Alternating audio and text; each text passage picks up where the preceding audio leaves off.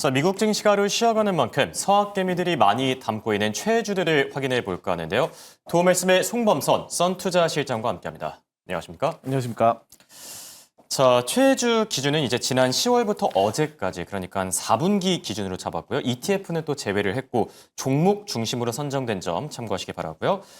자, 그럼 서학개미들이 지난 4분기 동안 가장 많이 매수한 기업들을 하나씩 체크해 볼까요? 탑5 기업들입니다. 첫 번째는 단연 엔비디아 빼놓을 수가 없겠죠. 엔비디아 올라와 있고요. 자, 그리고 최근 워런 버핏의 선택을 받았던 알파벳, 여기에 또 양자 컴퓨팅 대장주죠. 아이온큐가 올라와 있고요. 메타와 함께 아이렌까지 올라와 있습니다. 자, 아이렌에 대한 얘기부터 나눠보면 좋을 것 같은데요. 서학개미들 사이에서 최근에 굉장히 급부상한 종목 가운데 하나죠. 사실 상반기만 하더라도 그렇게 크게 주목을 못 받았던 것 같은데 이제 하반기부터 급격하게 주목을 또 받기 시작했거든요.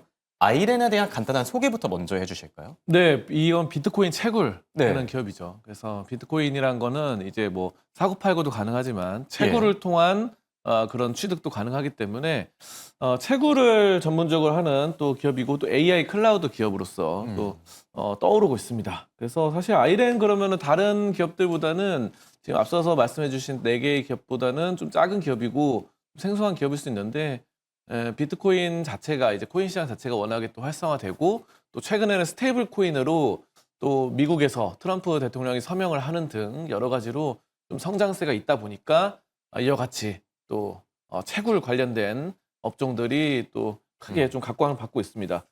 실적을 좀 보면요, 이거 2024년까지 적자였어요. 사실 계속해서 몇 년 동안 적자였다가 2025년에 흑자로 돌아섰습니다. 그리고 이제 매출이 이제 1억 8,800만 달러에서 5억 100만 달러로 늘어난 것도 호재죠. 그래서 네. 매출이 갑자기 늘었습니다, 이번에. 그래서 회사가 경영상 잘 되고 있는 이런 시점이다. 이렇게 좀 볼 수 있겠고요. 클라우드 관련해서도 잘 되고 있고 비트코인 관련해서 잘 되고 있다. 이렇게 좀 볼 수 있습니다. 그래서 최근에 이제 비트코인 좀 조정세이기도 하지만 향후 이제 상승 가능성은 돋보이고 있다. 네. 이렇게 좀 보고 있고요. 내년 1분기까지 클라우드 매출도 많이 올라간다고 하니까 이런 점들이 좀 주목을 해볼 수 있을 것 같습니다. 그래서 아이렌은 뭐 사실 뭐 많이 조정을 받았어요, 최근에. 그래서 그렇죠. 11월 5일 이후로 상당히 큰 조정을 받았었고 근데 지금 약간 다시 돌아서는 상황이기 때문에 지금은 어느 정도 바닥권 양상을 다지고 다시 올라갈 수 있는 시기가 아닌가 싶습니다. 그래서 실적도 흑자 전환했다는 것 자체가 네. 저는 좀 긍정적으로 보고 있어서 저는 이 종목은 이제 좀 매수 관점으로 보고 있습니다. 네. 아이렌 같은 경우에는 이제 고점 대비 거의 반토막 난 상태죠. 그럼에도 불구하고 지금 좀 바닥을 잘 다지고 있는 만큼 투자 의견은 또 매수로 제시를 해주셨고요. 자, 다음 기업 살펴볼게요. 자, 4등. 네 번째 선택을 받은 기업은 메타입니다. 최근 이 메타에 대한 관심이 좀 많이 늘어난 것 같아요. 확실히 뭐 구글의 이제 TPU 채택 가능성도 거론이 되고 실적 발표 이후에 잠시 휘청거리다가 또 다시 이제 반등 모멘텀을 마련하고 있는 메타인데 메타는 어떻게 보고 계세요? 메타는 장기적으로 가져가면은 예. 문제가 없고 좀 걱정이 없는 종목이다. 이렇게 좀 보고 있습니다. 항상 이 시류는 바뀌거든요. 네. 우리가 이제 예전에 메타버스가 유행할 때가 있었고 또 지금 최근에는 또 AI가 유행하듯이 또 메타버스가 유행할 때는 또 메타버스를 따라갔습니다. 예. 그만큼 발빠르게 좀 움직이는 경향이 있다.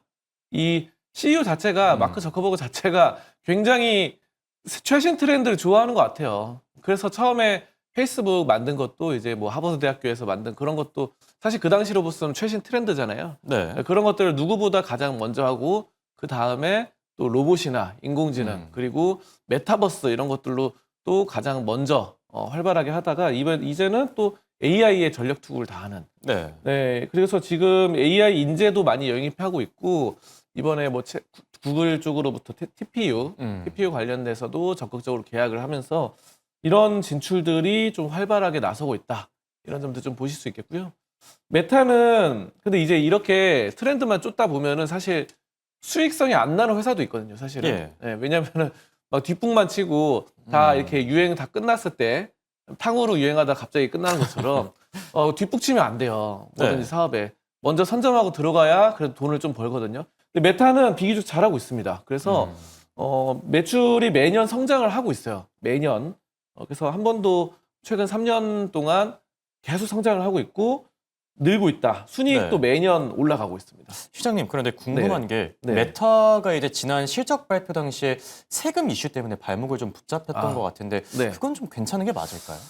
근데 세금 이슈 이런 것들은 저는 일시적인 걸로 봐요. 네. 그래서 저는 뭐 일시적인 악재는 항상 기업들이 있다 보니까 경영을 하다 보면은 무슨 세금 이슈가 있을 수도 있고 예. 소송이 걸릴 수도 있고 기업 직원들이 파업을 할 수도 있고 뭐 이런 것들은 어쩔 수 없다고 봅니다. 네. 그래서 그런 것들은 이제 세금 이슈나 이런 것들은 1년 지나면은 또 없어지는 그런 게 아닌가 싶어가지고 몇 년 지나면은 네. 그래서 저는 이렇게 꾸준한 이런 영업이익의 성장성이라던가 이런 점들이 좀 돋보이고 있어서 네. 어쨌든 지금 이런 독점 소송에서도 승리를 하기도 하고 그렇죠. 네, 그래서 저는 실적 흐름이 계속 양호하다는 측면에서 메타의 그런 장기적인 비전이 좋다고 보고요. 현금 흐름이 양호합니다. 그래서 사실 이런 기업들은 공격적으로 투자를 하고 신사업에 적극 나서면은 현금 흐름이 안 좋은 기업들이 많거든요.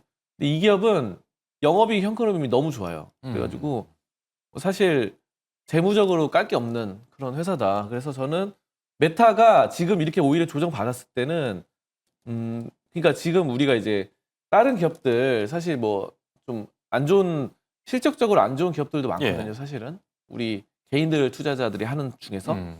근데 이제 이 종목은 그냥 꾸준하게 또 트렌드도 잘 맞춰 나가고 또 거기서 수익성도 잘 뽑아내다 보니까 여러분들이 장기적으로 가져간다고 한다면은 크게 걱정이 없다. 이렇게 좀 보고 있습니다. 네. 자, 4등 기업 메타에 대한 투자 의견 또 마찬가지로 매수로 제시해 주셨고요. 자, 서학개미들이 가장 많이 담은 세 번째 종목 확인해 볼까요? 세 번째 종목은 아이온큐입니다. 양자 컴퓨팅 대장주죠. 사실 이 아이온큐라는 기업이 애환의 기업입니다. 많은 투자자분들이 오랫동안 담고 있었는데 그럼에도 불구하고 좀처럼 빛을 내지 못했던 기업이기도 하거든요. 그러다가 이제 작년 말부터 급격히 오르기 시작했는데 양자 컴퓨팅 지금 많이 오른 시점에서 괜찮을까요? 아니면 지금 살짝 눌린 구간에서 더 담아도 괜찮은 걸까요? 저는 아이온큐가 예. 지금은 좀 보류하시는 게 낫다 이렇게 좀 보고요. 예. 저는 네. 지금 왜 그러면은 양산화 시점이 사실 언제가 될지 정확히 몰라요. 네. 젠슨환 같은 경우는 20년 뒤에 양산화 된다 이렇게 말을 하고 네. 또 마이크로소프트나 또 이런 아이온큐나 실무진들은 이 양자 컴퓨터 실무진들은 3년 5년 안에 된다 이렇게 말을 하는데 그 가운데로 좀 좁혀서 봐도 10년 정도는 걸리지 않을까. 그리고 이게 당장 양산화해도 이게 바로 수익성으로 전환되는 게 아니거든요. 네. 그래서 사실 양자 컴퓨터로 대표되는 종목이고 그런데 양자 컴퓨터 자체가 273도, 영하 273도에서 이제 돼야 되는 거죠. 그렇기 때문에 가정용 컴퓨터로는 쓰기가 어렵고 또 여러분들이 이 273도 엄청난 극저온을 유지를 하기 어려워요. 네. 그래서 과학실이라던가 실험실 이런 데서 많이 쓰이는데 이 워낙에 비싸다 보니까 양산 체제가 어렵다 현재로서는. 그래서 이게 아이온큐는 아직 적자가 좀 큽니다. 근데 아이온큐만 그런 게 아니라 리게티 컴퓨팅도 그렇고 퀀텀도 그렇고 다 대부분 적자예요. 근데 이제 순이익 같은 부분들이 계속 적자인데 이 기대 심리로 가는 거죠. 근데 이제 문제는 양산화가 돼야 대량 생산이 돼야 이제 그게 수익성으로 뽑히는 거거든요. 네. 네. 근데 이제 그 시점을 우리가 아직 저는 한 10년 정도 뒤로 보고 있기 때문에 그럼 그 사이에 문제는 뭐냐면 산업은 계속 성장을 해요. 물론 지금도 우리나라에도 양자 컴퓨터 있죠. 막 인천에 송도에 있는 걸로 알고 예. 있어요. 한대 연세대학교 송도 캠퍼스에. 근데 그런 게 조금씩 보급을 하는데 이게 돈이 아직 안 됩니다. 그래서 문제는 뭐냐면 10년, 20년 동안 회사가 많잖아요. 네. 양자 컴퓨터 회사 너무 많은데 그 회사들 중에서 한두 개만 살아남고 대부분 망하지 않을까. 근데 이번에 우리가 AI 사태에서도 알 수 있다시피 여러분들이 아셔야 되는 거는 AI 기업이 성장을 하면요. 네.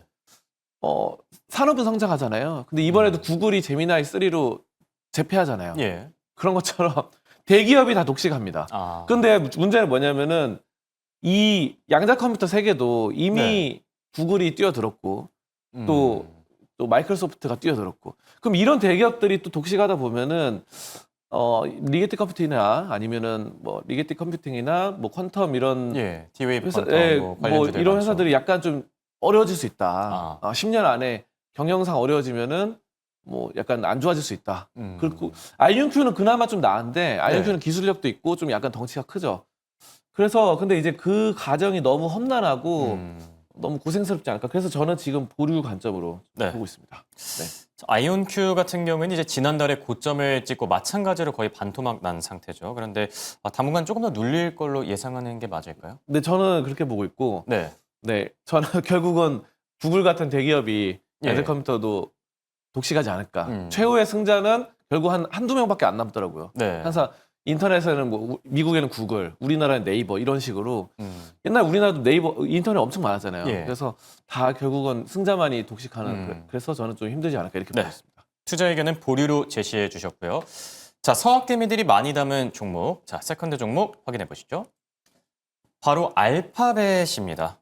알파벳, 워런 버핏의 마지막 선택, 그리고 제미나이 3 돌풍, 여기에 또 TPU 대박까지 뭐 수식어들이 상당히 많죠.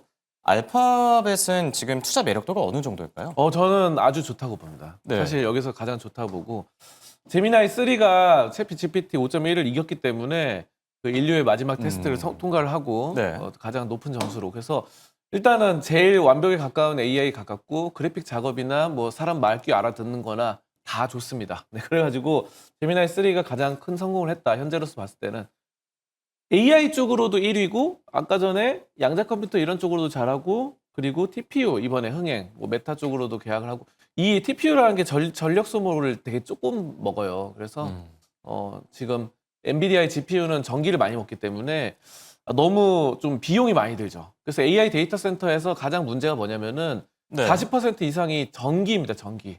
근데 전기 잡아먹는 하마예요. 그냥 AI가. 그래가지고 괜히 AI 버블론이 나오는 게 아니라 전기 먹는 하마다.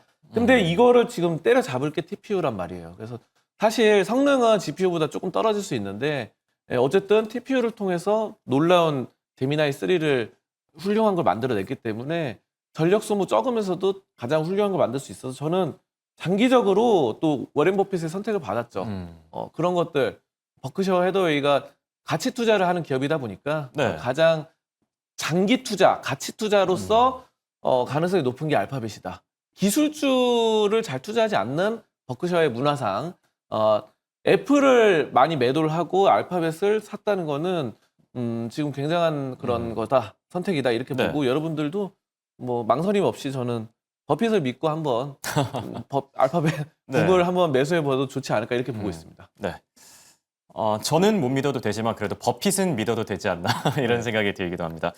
자, 끝으로 서학개미들이 가장 많이 매수한 대망의 1위 기업 바로 엔비디아입니다. 엔비디아 불과 한 달 전만 해도 주가가 한 $210 수준이었죠. 근데 지금은 $180까지 꽤나 큰 조정을 받은 상태인데 엔비디아는 지금 시점에서 어떻게 보는 게 맞을까요? 엔비디아는 사실 구글 TPU라는 큰 경쟁자가 나왔지만 네. 이미 AI 이런 업계 AI에서 GPU가 중요하기 때문에 GPU가 AI 업계 80% 이상을 장악했습니다. 그래서 독보적이다. TPU가 대체는 할 수 있지만 아직은 좀 길이 멀죠. 한 세대 네. 앞섰다 이렇게 말들도 나오고 그리고 저는 TPU가 좀 따라가기 힘든 게 뭐냐면은 엔비디아만의 고유 생태계 쿠다입니다. 결국은 우리가 AI 개발자들이 아예 그거를 사가지고 처음부터 1부터 100까지 처음부터 만들기는 굉장히 어렵잖아요. 그렇죠. 근데 쿠다를 이용하다 보면은 거기에 개발자들의 족보가 있죠. 네. 미리 그 선배 개발자님들이 만들어 놨던 족보를 그대로 지도가 있어요. 그 지도만 따라가면은 1부터 100까지 만드는 게 아니라 한 95부터 시작하는 거죠. 95까지 선배들이 길을 닦아놨네? 95부터 시작해서 100까지 5만 만들면 되다 보니까 개발자들이 너무 좋아해요. 그래서 엔비디아를 끊고 싶지만 끊을 수가 없다.